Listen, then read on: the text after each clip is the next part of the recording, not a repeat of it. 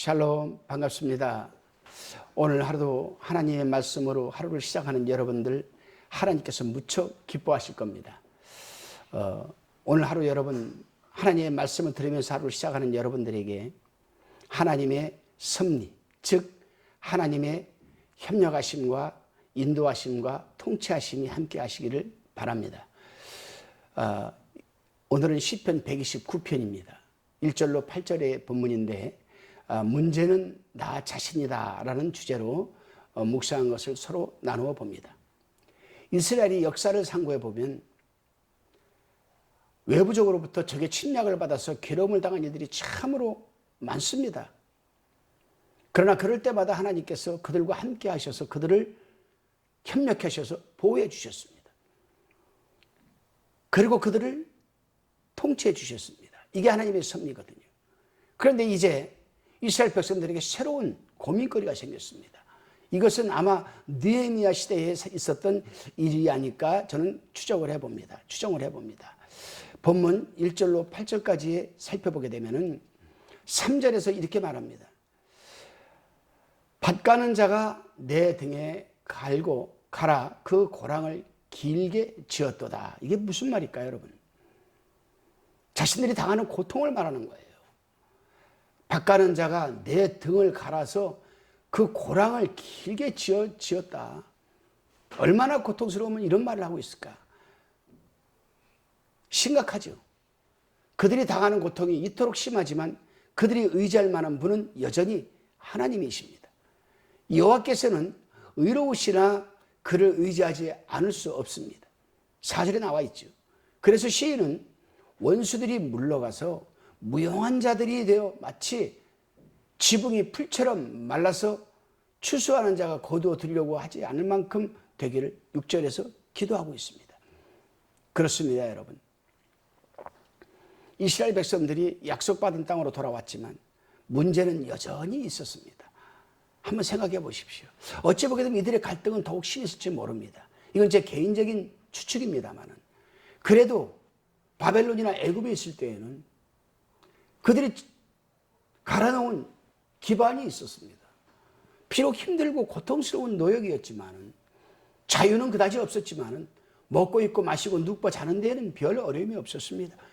그런데 예루살렘을 돌아와 보니까 이거 참 성은 다 허물어져 있죠. 집들도 다 허물어져 있죠. 땅은 황폐되어 있죠. 처음부터 다시 시작해야 되는 그들의 심정은 어땠을까? 충분히 이해가 갔었습니다. 이들이 언약의 땅으로 돌아온 것은 하나님의 허락하심을 받아 이루어진 것은 분명합니다. 그런데 이들이 너무 안일하게 자기 만족하는 생활을 하게 되고 하나님을 잊어버리게 되고 결국 문제가 일어난 것이죠. 이게 무슨 말이냐? 그래서 그들은 애굽에서 바벨론에서 고국으로 돌아왔어요. 열심히 그들은 성을 세웠고 자기들 집을 세웠고 밭을 갈고 논을 갈고 고랑을 갈았습니다. 그래서 이제는 좀 먹을만 살만하니까 이제는 하나님을 의지하는 그 믿음이 식어버렸던 겁니다. 여기에서부터 여러분 문제가 시작됩니다. 그렇습니다, 여러분. 하나님의 사람들이 세상에 동화되고 신앙생활에 안일하게 되면은 하나님의 선하심을 잊어버리게 되죠. 하나님에게 의지하는 생각도 없어지게 됩니다. 오늘날 우리 하나님의 사람들이 주의해야 할 부분이 바로 이 부분입니다.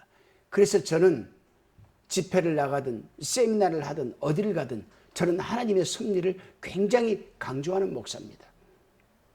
하나님의 섭리에게는 세 가지가 들어있다라고 저는 누누이 말하고 있습니다. 그 세 가지가 하나님의 협력하심. 하나님이 우리를 협력해 주지 않으면 아무것도 되는 게 없어요. 하나님이 우리를 협력해 주셔야 됩니다. 두 번째가 하나님의 인도하심입니다. 하나님이 인도해 주시면 아무것도 할 수가 없어요. 그래서 여러분 잠언 기자가 뭐라고 합니까? 사람이 자기의 길을 계획할지라도 그 걸음을 인도하는 자는 여호와이시니라 이렇게 말씀하시는 거예요. 그리고 하나님의 섭리 가운데 세 번째가 뭐냐면 통치하심입니다. 통치. 하나님이 우리를 다스려 주셔야 됩니다.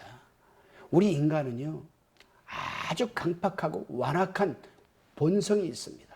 이거는 본질적으로 아담과 하와 후손으로서 영적으로 전가되어 내려온 여러분 속성 중에 하나입니다. 거짓말 잘하고 우리의 조상은 살인한 사람이고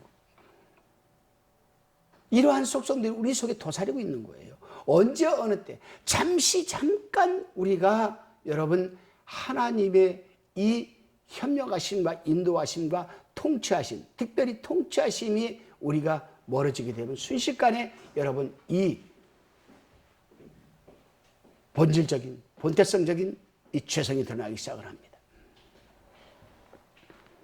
주님께서는 때로 우리가 어려움과 고통을 당하게 하기도 하십니다. 물론 이것은 우리로 하여금 날마다 하나님의 사랑과 자비를 의지하고 살도록 하시기 위한 하나님의 최소한의 여러분 조치입니다.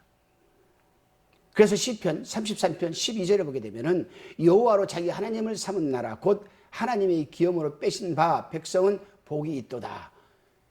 여기서 우리가 주의할 게 있습니다. 자기 하나님을 심은 나라, 삼은 나라, 하나님을 기업으로 삼은 백성, 그 사람은 복이 있다라는 겁니다. 여러분 어떻게 생각하십니까? 여러분이 때로는 살아가면서 고통과 어려움이 문제에 당면할 때도 있습니다. 봉착될 때도 있고 다가올 때도 있고 내가 원하지 않는데 어떤 이유로 해서 어려움이 올 수도 있습니다. 그러나 하나님의 섭리를 생각한다면 거기에는 반드시 여러분에게 향하신 하나님의 뜻이 있다라는 사실을 잊지 마시기를 바랍니다. 기도드리시겠습니다.